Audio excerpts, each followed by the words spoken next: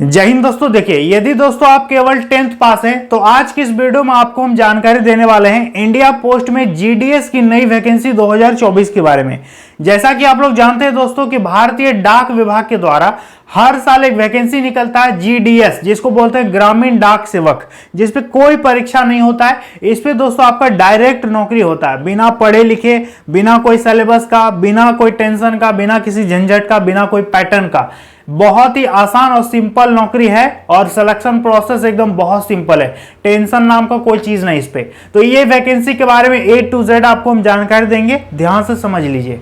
देखिए, सबसे पहले यहां पर बात करेंगे 2024 की वैकेंसी की बात करेंगे, ग्रामीण डाक सेवक, जिसको शॉर्ट में बोला जाता है जीडीएस। ठीक है, टोटल पोस्ट की बात करेंगे दोस्तों तो हर साल ये वैकेंसी अप्रोक्स 40,000 के सीट निकालता है, लेकिन इस बार जहां तक लगता है दोस्तों कि 30,000 ही आपका सीट रहेगा। ठीक है, 30-31,000 आपका पोस्ट रहेगा। हालांकि मेरे चैनल पर कई प्रकार के वीडियोस पड़े होंगे, आप देखिएगा, पिछली बार कभी निकला था 38,000, कभी 27,000, कभी 26,000। अभी दोस्तों आपका इतना ही वैकेंसी निकल के आएगा। ठीक है, अप्लाई डेट वगैरह सब चीज बताएंगे। फी समझ लीजिए, अप्लाई करने में कितना पैसा लगेगा। जनरल, ओबीसी, ईडब्ल्यूएस इनको केवल 100 रुपए पेमेंट करना पड़ेगा।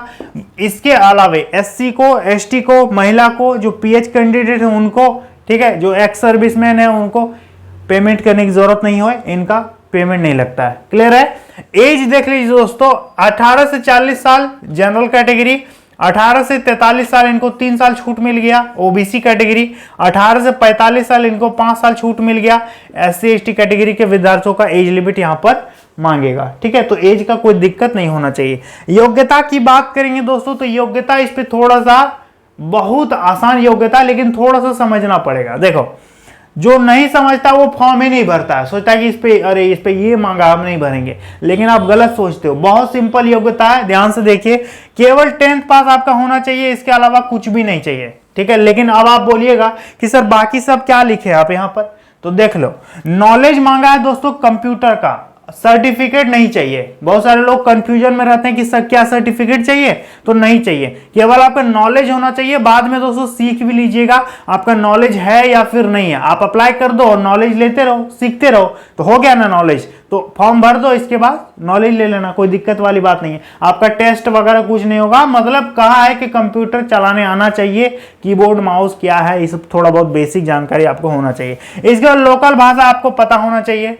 ठीक है, जिस भी क्षेत्र से आप फॉर्म को भरोगे उस क्षेत्र का लोकल लैंग्वेज आपको डेफिनेटली आना चाहिए। जैसे कि यदि हम झारखंड से हैं तो हम जहां जहां हिंदी बोला जाता है वहां वहां फॉर्म भरेंगे। जैसे कि राजस्थान में हम भर सकते हैं, जैसे हम यूपी में भर सकते हैं, छत्तीसगढ़ में भर सकते हैं, बंगाल में नहीं भर सकते, गुजरात में नहीं भर सकते, आंध्र प्रदेश में नहीं भर सकते, तमिलनाडु में नहीं भर सकते, क्योंकि मुझे हिंदी आता है। ठीक है, और हाँ, एक चीज समझ लीजिएगा कि 10th में आपका वो सब्जेक्ट पढ़ा हुआ भी होना चाहिए। यदि आप बंगाल से फॉर्म भर रहे हैं तो आपका बंगाली एक सब्जेक्ट 10th में होना जरूरी है।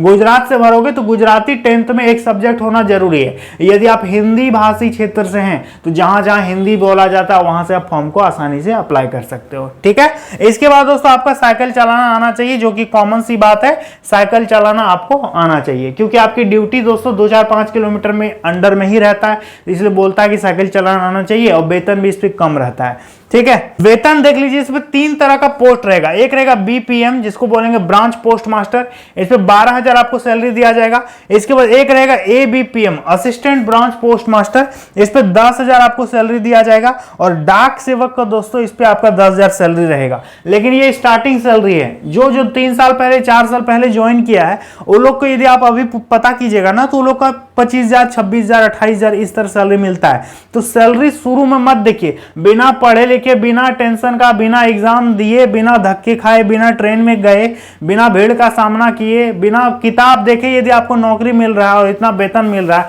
और घर के आसपास नौकरी मिलेगा, अब इससे बेटर नौकरी क्या चाहिए आपको बताओ। तब ना इस पे फॉर्म इतना ज्यादा फील होता है। आपको ट्राई जरूर करना चाहिए दोस्तों, यदि आपके किस्मत में होगा तो आपका पक्का हो जाएगा। देखो, अब हम आपको इसका जॉब प्रोफाइल बताएंगे, इसके बाद हम आपको ये बताएंगे कि कितना परसेंटेज में आपको भरना चाहिए कि नहीं भरना चाहिए फॉर्म को। ठीक है, तो देखिए, सबसे पहले जॉब प्रोफाइल की बात करेंगे दोस्तों, इस पे काम क्या मिलता है। तो जैसा कि हमने आपको पहले बताया, इस पे 3 तरह का सीट रहेगा। एक रहेगा बीपीएम, जिसको बोलते हैं ब्रांच पोस्ट मास्टर। ठीक है, बीपीएम मतलब ब्रांच पोस्ट मास्टर। इस पे आपका लेन देन करना, जमा निकासी, आपको पता है पोस्ट ऑफिस में अब बैंकिंग का भी काम होता है, तो वो सब भी काम आपको करवाएगा। इसके बाद डाक प्रोडक्ट, जितना भी डाक विभाग में सामान वगैरह आता है ना, वो सब आपको देखना पड़ेगा, और जितना भी सर्विसेज है पोस्ट ऑफिस में वो कस्टमर्स को आपको प्रोवाइड करना होगा, ठीक है। इसके बाद रिकॉर्ड रखना, ऑफिस का मैनेजमेंट करना, मतलब कौन सा फाइल क्या है नहीं है, किससे जुड़ा हुआ है, मतलब हमेशा के लिए उसको प्रॉपर रिकॉर्ड रखना पोस्ट मास्टर की जिम्मेदारी होती है। इसके बाद एक होता है ABPM। ये दोस्तों ABPM और डाक सेवक दोनों का 10,000 वेतन है, लेकिन इसका थोड़ा ज्यादा वेतन है, ठीक है। ABPM में आपका क्या होगा कि टिकट और स्टेशनरी की आपको बिक्री करनी होगी, डाक डिलीवरी करना होगा, डोर टू डोर जाना पड़ेगा, घर घर, किसी का ATM आया, किसी का पैन कार्ड आया तो आपको पहुंचा के देना होगा। सरकारी योजनाओं का दोस्तों आपको यहां पर प्रचार प्रसार करने के लिए भी सरकार बोल सकती है, ठीक है। हो सकता है ऊपर से आदेश जारी कर दे कि सबको बैंक खाते के साथ ये अटैच करवाना है, तो हो सकता है कि आपको बोले घर में आके, इसका काम दे देगा ABPM को कि सब अपना अपना एरिया में जाके बता दो। तो सरकारी योजना कुछ भी होगा तो उसका प्रचार प्रसार आपसे करवा सकता है। इसके बाद डाक सेवक की बात करेंगे दोस्तों, तो डाक सेवक और ABPM दोनों सिमिलर होता है। देखिए, इसका काम होता है डाक डिलीवरी करना, ठीक है, चिट्ठी पत्तर ये सब पहुंचाना। इसके बाद छटाई का भी इसका काम होता है, स्टाम्प की बिक्री इसका काम होता है, और रेलवे मेल सर्विसेज में भी ये काम करते हैं, ठीक है। तो सैलरी भी काफी अच्छा खासा होता है, ज्यादा दौड़ धूप नहीं, इसका रेंज बहुत कम रहता है, ठीक है, ज्यादा एरिया में आपको जाना नहीं पड़ेगा। तब ना बोल रहा है साइकिल चलाना आना चाहिए। अब देखो यहाँ पे चयन का पूरा प्रक्रिया की बात करेंगे, इस पे आपका क्या होगा, तो इस पे दौड़ नहीं है, ऊंचाई नहीं है, छाती नहीं है, इस पे एग्जाम नहीं है, कंप्यूटर टेस्ट नहीं है, ड्राइविंग टेस्ट नहीं है, ITI नहीं मांगा, ये सब कुछ भी नहीं मांगा। केवल एक चीज आपका देखेगा, और वो है 10th में आपका कितना नंबर है, 10th का परसेंटेज ऑफ मार्क्स, ठीक है।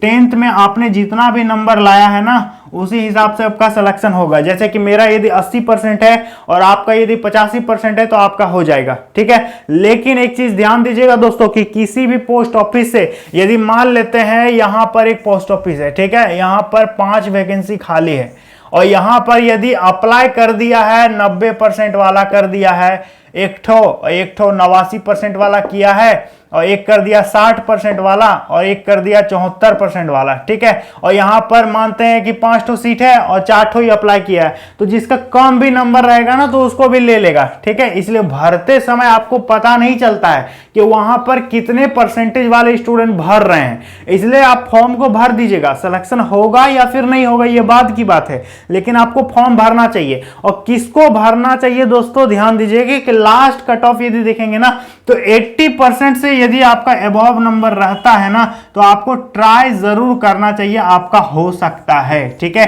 81 में भी लोगों का हुआ है, 82 में भी हुआ है, किसी का 99% ला करके भी नहीं हुआ है, क्योंकि वो वैसा जगह से फॉर्म भरा होगा, ठीक है। तो ये डिपेंड करता है कि आप कहां से फॉर्म भरे और वहां पर कितना सीट है और ज्यादा मार्क्स वाला कितना स्टूडेंट वहां पर भरा है, इस चीज पर डिपेंड करेगा, ठीक है। और कैटेगरी वाइज ये भी डिपेंड करता है, तो आप देख लीजिएगा कि आपके कैटेगरी का कहां सीट है नहीं है, उस हिसाब से आप फॉर्म को भरिएगा।